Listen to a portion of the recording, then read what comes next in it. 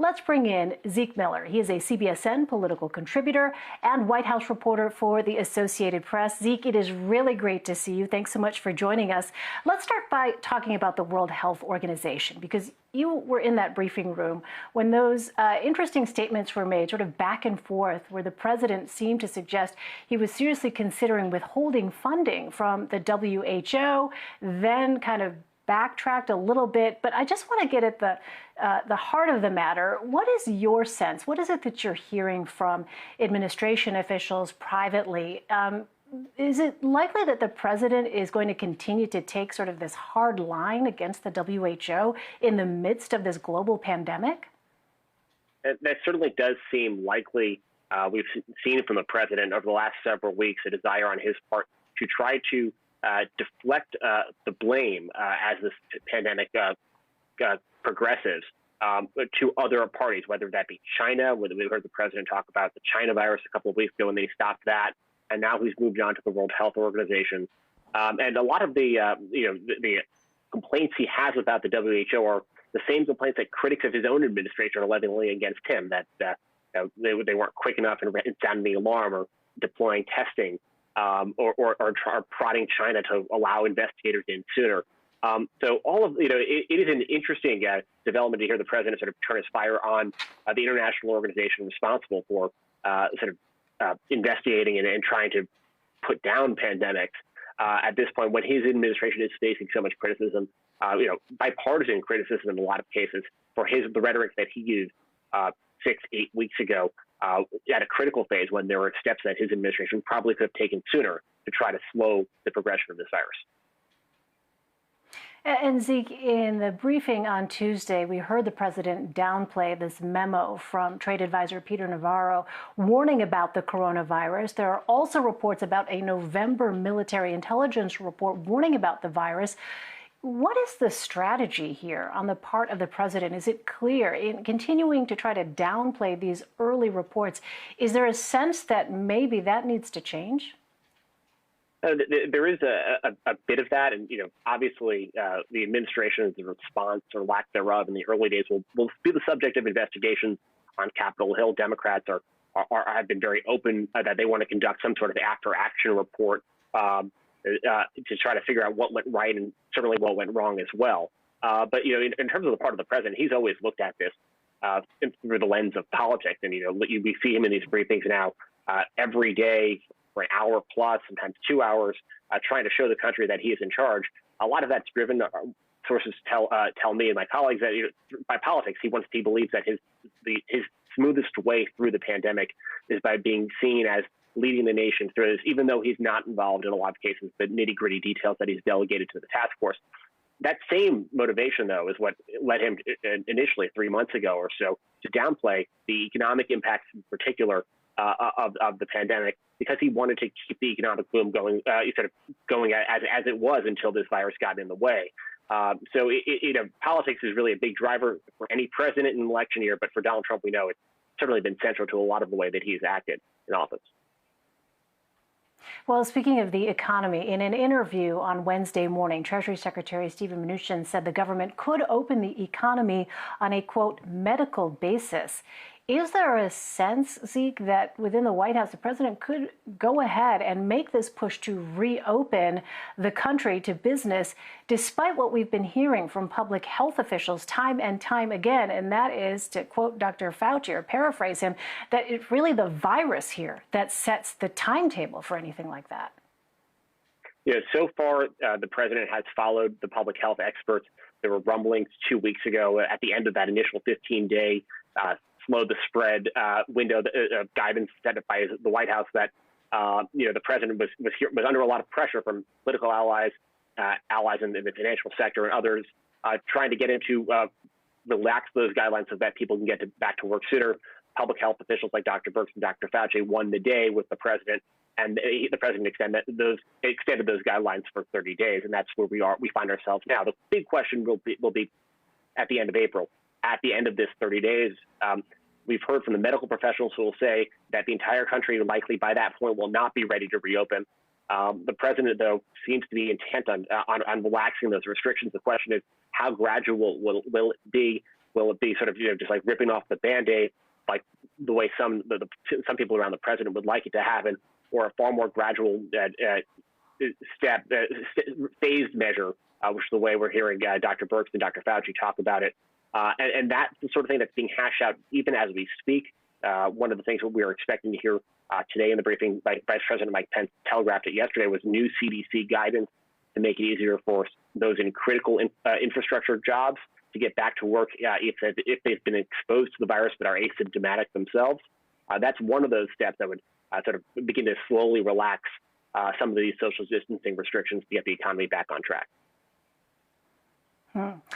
Zeke, I want to turn to another topic. The president tweeted about mail-in voting on Wednesday. He suggested that Republicans should fight it and also said there is a, quote, tremendous potential for voter fraud.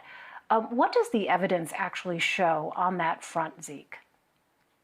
Well, first off, there is no evidence to support wide-scale voter fraud in any election anywhere of any massive and significant scale. They're isolated cases, and those are often prosecuted. There are audits conducted, whether they be in person or mail ballots, to prevent against that. It's important context here to note as well, the president himself has requested absentee ballots and voted by mail while he's been in office and before. And the president said that he should be justified in doing that because he's the president or because he lives out of state. But it's the same mechanism that's in place to request an absentee ballot or to request or to vote by mail sort of scenario to get that ballot, and the same verification that's in place. So it's not necessarily a logical change. This is a bit of a continuation of the politics of voter access, which is something we should probably expect to be hearing a lot about between now and Election Day, as Republicans generally have tried to sort of whether they be pushing voter ID or others. Democrats will argue that those efforts are trying to suppress votes or make it more difficult for people to vote. And here we are in the middle of a public health emergency, and that difficulty is not just sort of the inconvenience of going to a polling booth. It's having to choose between your personal health and your civic obligation. Right, and because remind us, Zeke, the president was asked quite directly yesterday who should be held responsible in the case of the Wisconsin primary election that took place where voters did have to actually turn out. He was asked, who should be held responsible if some of those voters actually get sick because we are in the midst of this coronavirus pandemic. What was his response to that? Well, he blamed the governor, who's, of course, a Democrat, saying it was the governor's responsibility. And either he was unaware or just glossed over the fact that the Wisconsin governor did everything in his power and beyond it to try to move the date of that election or shift it to absentee voting. In fact, the state Supreme Court struck down his effort to shift the date, and there was not a lot because the governor wasn't getting cooperation from Republicans in the legislature up in Wisconsin. So there will certainly be a lot of blame to go around there, but to just blame the governor in that situation does seem to be a bit misplaced.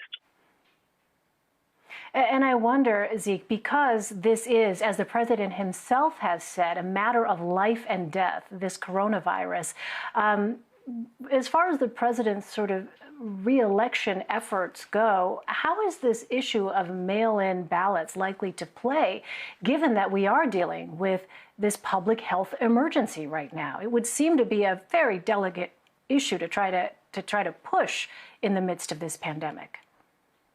Yeah, it's really a little too soon to tell how either campaign will try to address it. One thing to note is that both Democrats and Republicans in states that have mail-in voting or states that have a large early voting or absentee, no-fault absentee, both parties have gotten very sophisticated at sort of tactically reaching out to voters and encouraging their supporters to use those tools because of votes that gotten before election days of vote they don't have to worry about on election day.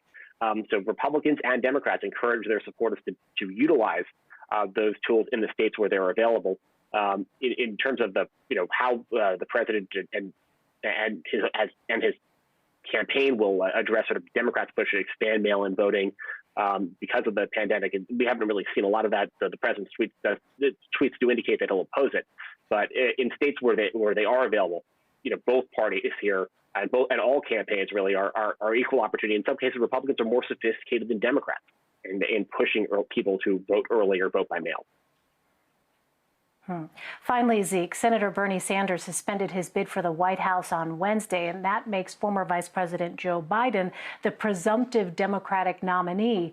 How is the president's campaign actually reacting to this?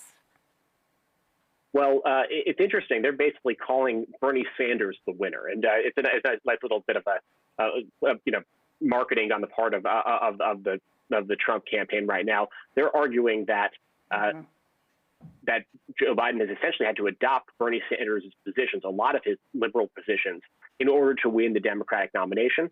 And so that Bernie Sanders, in their telling, is the sort of the ideological father of the Democratic Party right now. And in some instances, they do have quite a leg to stand on there. We have seen, if you look at where Joe Biden of 2020 is from the Obama-Biden ticket in 2008 and in 2012, Joe Biden is certainly well to the progressive end of that. And so that's an indication of sort of how Bernie Sanders has changed the Democratic Party. That's the message where you expect to hear Republicans drive, the president drive between now and Election Day as they try to argue that, that Joe Biden is essentially more liberal than Barack Obama, and as they try to win over swing voters and try to argue that the vision of Joe Biden is really a little bit closer to maybe than Bernie Sanders. Will that work? A lot of people know who Joe Biden is, and they seem to like him in the public approval surveys. So that's going to be the challenge for the Trump campaign between now and November 3rd. Right, because even the president himself said earlier this week he likes Joe Biden. He thinks he's a nice guy, or at least the conversation that he had was quote unquote warm, I believe was the word that he used. All right, Zeke Miller for us. Zeke, so wonderful to see you and talk to you. Thank you so much for joining us. Great to be with you.